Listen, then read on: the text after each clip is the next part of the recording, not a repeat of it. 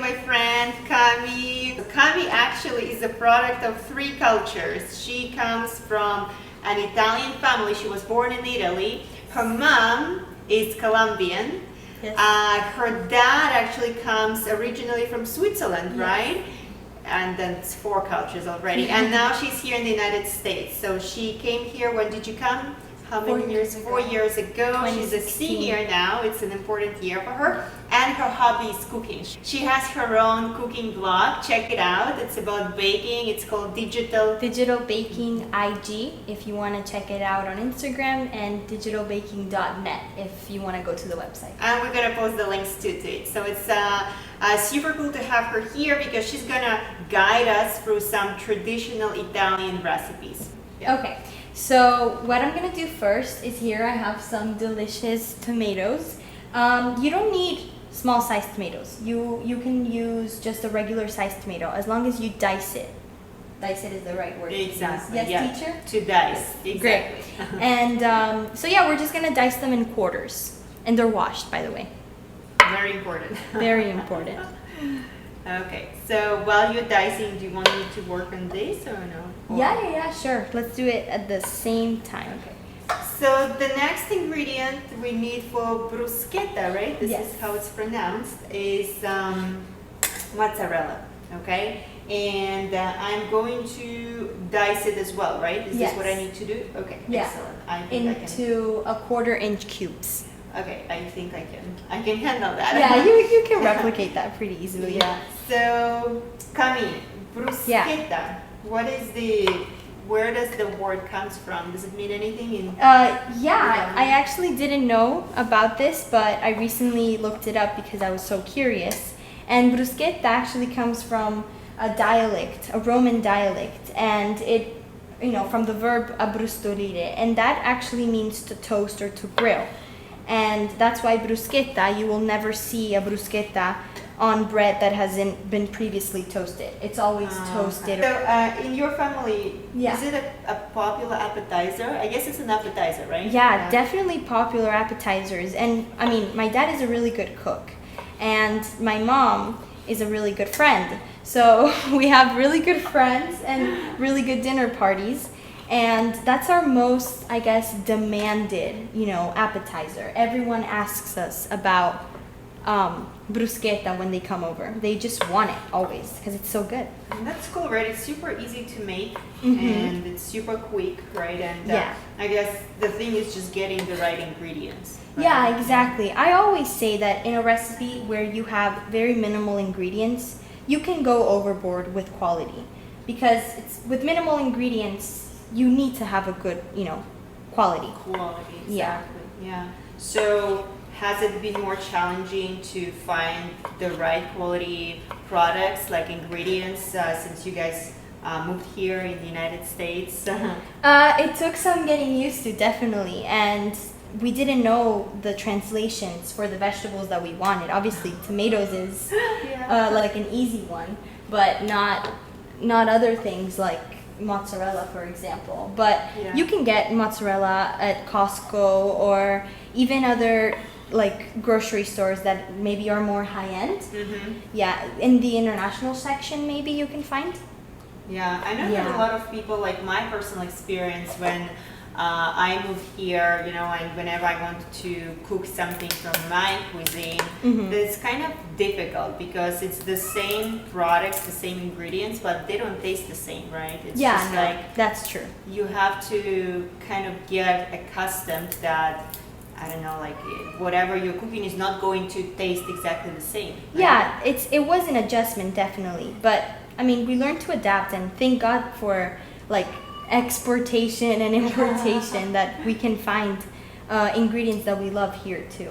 Exactly. Yeah, and I guess in general, it must have been. Was it a tough transition for you when you moved here? Which grade were you in? I was in 8th grade. I was going into 8th grade, and yeah, it was a very difficult transition for me because I think I was the most excited to move.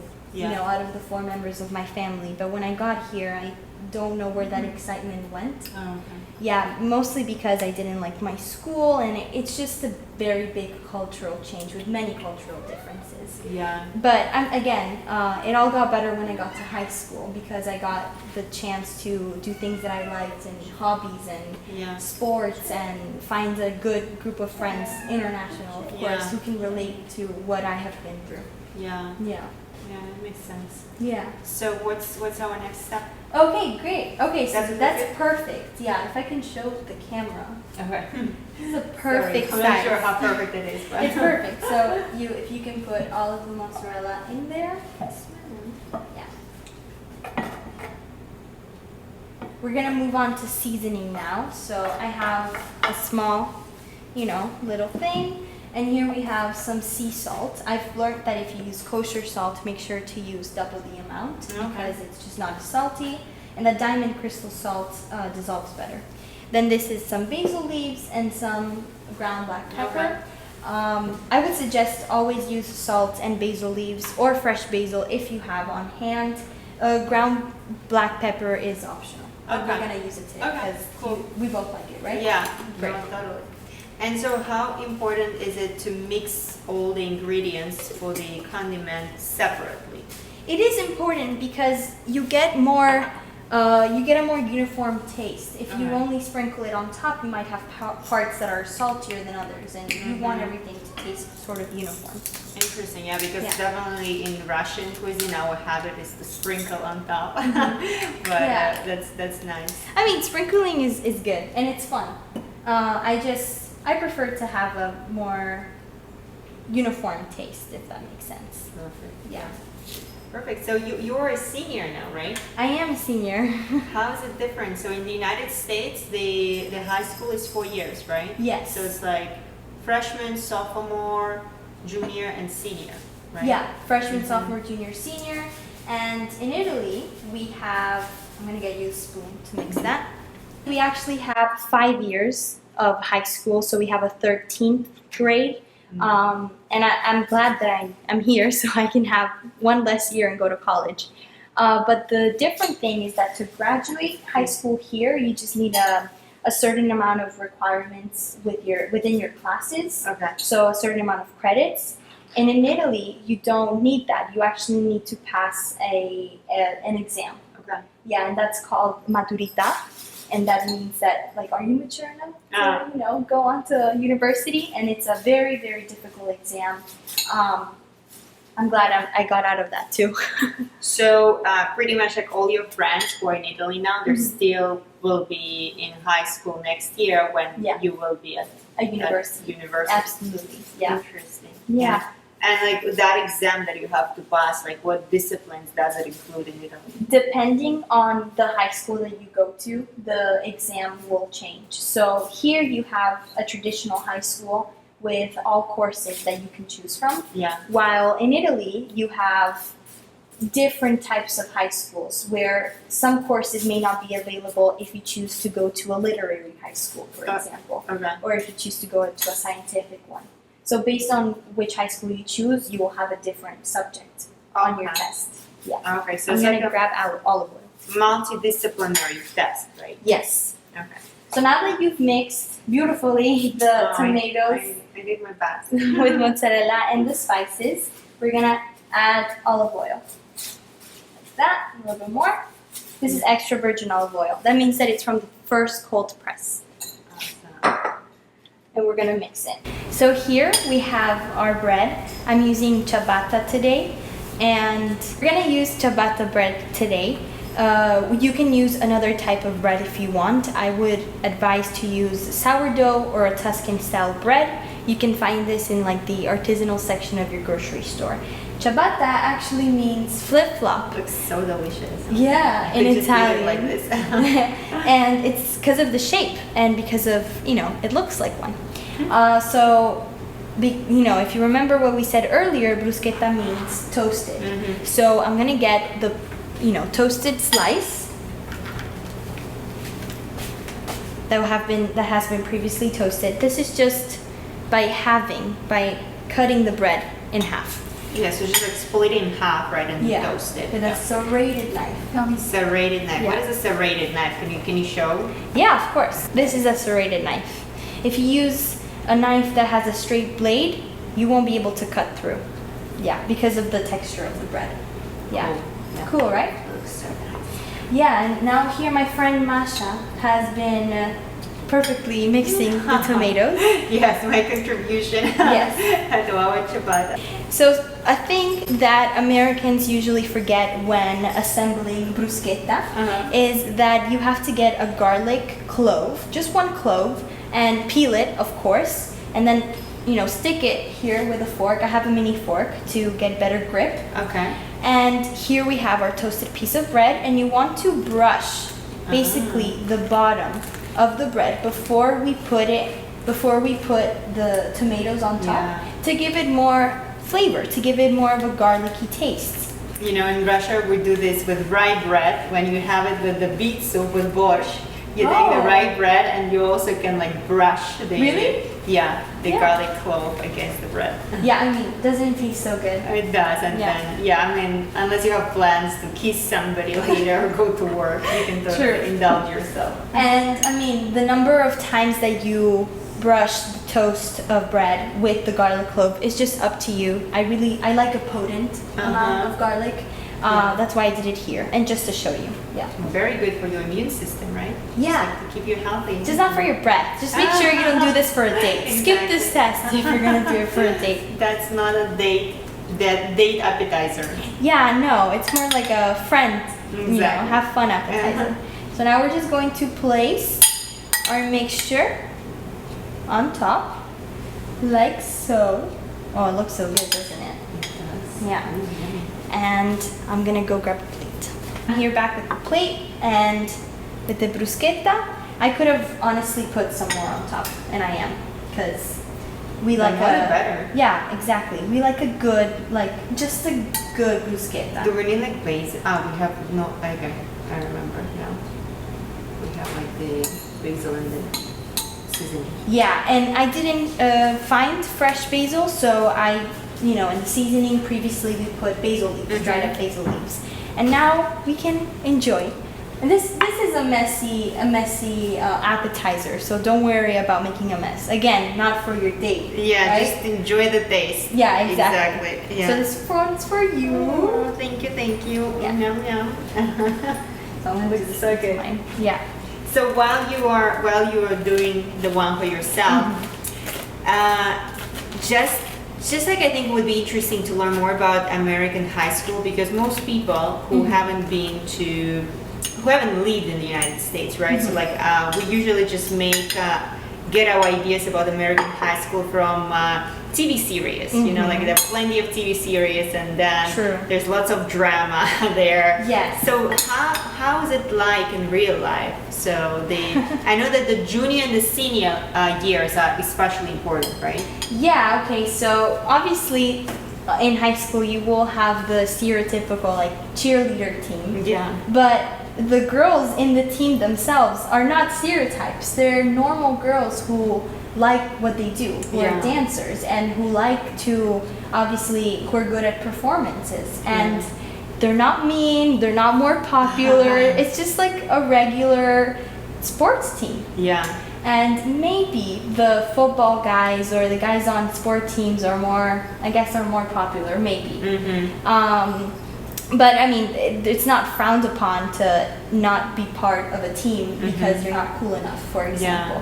Or it's not like you won't get any preference, if you are better at a sport or not. Or if you don't join one. What about the subjects that you study? Because we know that in American high schools you can select your subjects, right? They're called electives.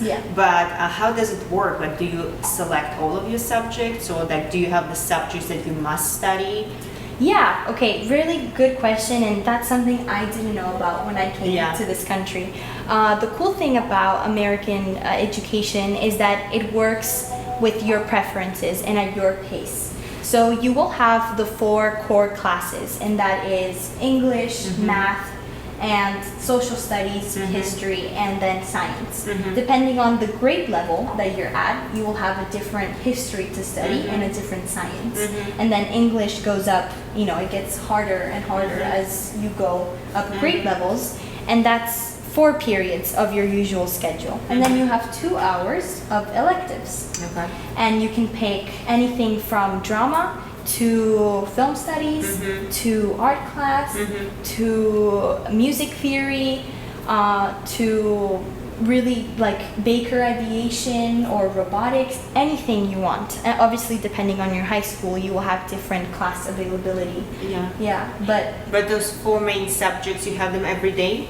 we have them every day as well as our electives. Okay. That's the cool thing. Back in Italy, we used to focus more on our core classes and things like PE, which is physical education, or technical design. We would only have a couple hours a week. Okay. But here, you have every day. Yeah. And the same amount of hours. And how many electives can you do? Okay, so as a senior, I can take 3 electives because I'm fulfilled with my science credits. Okay. But if you haven't taken, you know, enough science classes or enough history classes, you may only have 2. Yeah, so how is it possible, because that's something that's very difficult to understand for somebody who comes from a very fixed high school system, like what you're saying, like enough credits, because say in Russia, if you're in grade 12, you all have been studying the same thing. It's a fixed curriculum. Like I don't know if it has changed, maybe slightly by now. It's been a while since You're young. Well, yeah, I am, but it's been a while since I was in high school.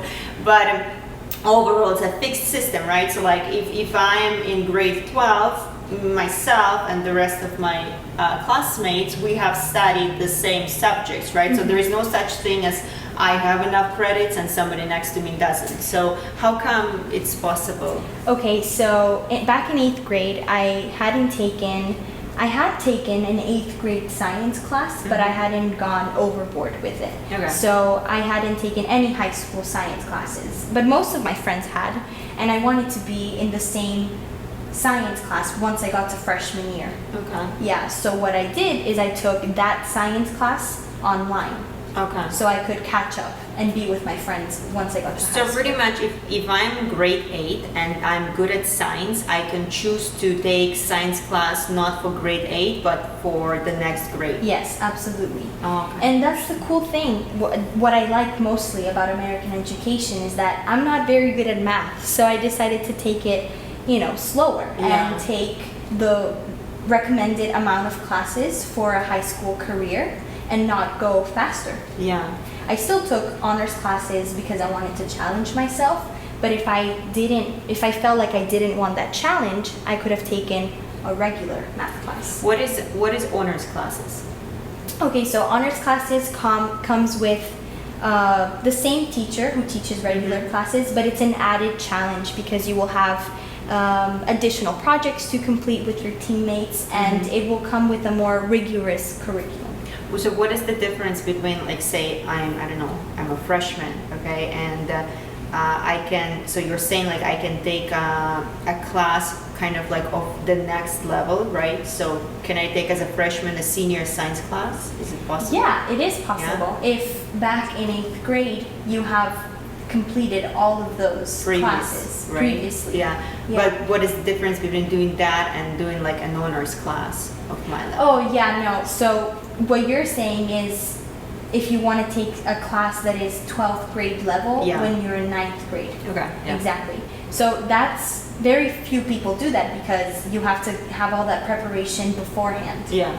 But honors classes anyone can take because there's English 1, which is what you would take as a freshman, regular or honors. Okay. So as a freshman, if I decide that I want to take an honors class, then I go to English 1 honors. Okay, so every main subject is offered in regular or honors version, exactly. right? Absolutely. Okay. You got the gist. Ah, nice. I'm ready for American high school. Yeah? You want to go back? No.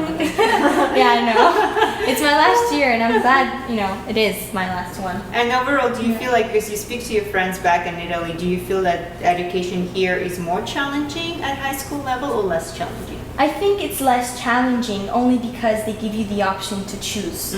So you don't necessarily have to be challenged, Yeah. if you can say so.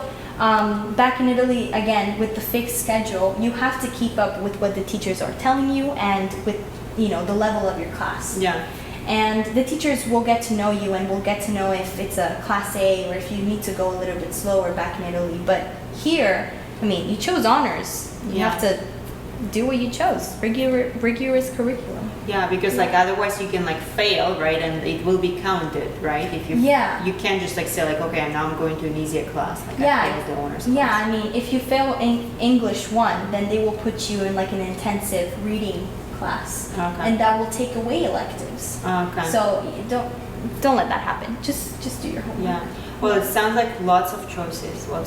Yeah, right? and there's definitely like AP classes now. Right. The College Board offers AP classes, Which and is, I think which is advanced placement. advanced right? placement Yeah. stands for advanced placement, and I think that when you have more AP classes in your schedule than honors or regular, then it gets as challenging as Italian curriculum. in my And opinion. AP classes is pretty much something, a class that when you already are earning the credit for college, right? Exactly. Or As a high university. schooler, you have the chance to earn college credit. Yeah, and- by taking just.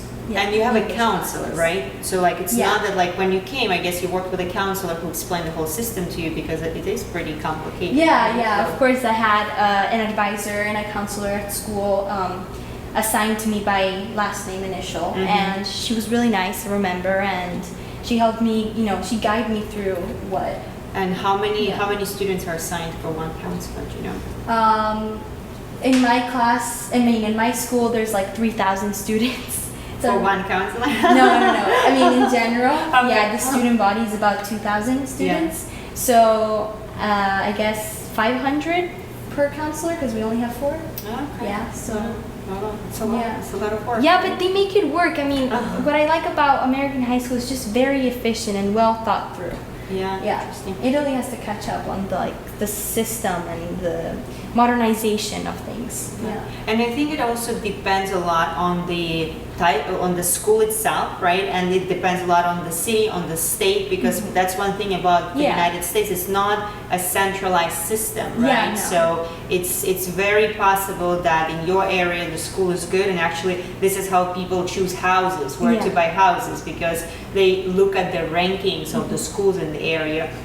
But then it's possible that next door the neighborhood is not that good, right? They don't collect as much taxes, so the school is not that good. Yeah, that's totally true. And we also have like EOCs, which are end of course assessments and FSAs, and that is all like set by the state. Okay. So when I talk to my cousin who lives in California, for example, about these exams, he's always wondering, I don't have that because he Yeah. lives in California. They're see. statewide assessments. Yeah. Yeah. Very interesting. Okay. Are we gonna enjoy our bruschetta now? Absolutely. Okay, I want to take a bite. So thanks very much for joining, guys. Let us Yes. know what you think about this. If it was interesting, any topics you would like to know about living in the United States, ask me, ask Cami. We'll be happy to help and kind of give you the real perspective of somebody who's Yeah. inside here, because sometimes, I don't know about you, Cami, but sometimes I feel that I see some people speaking with the air of an expert about living in the United States, and they probably have never lived here because the things they're saying, like I Yeah. personally have never witnessed myself. Yeah, exactly.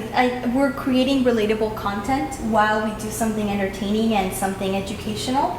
So this is something that you should watch. Yeah, keep watching if you're interested. Yeah. Thanks a lot for watching, Thank you so guys. much. Thank you. Bye. Bye bye. Ciao.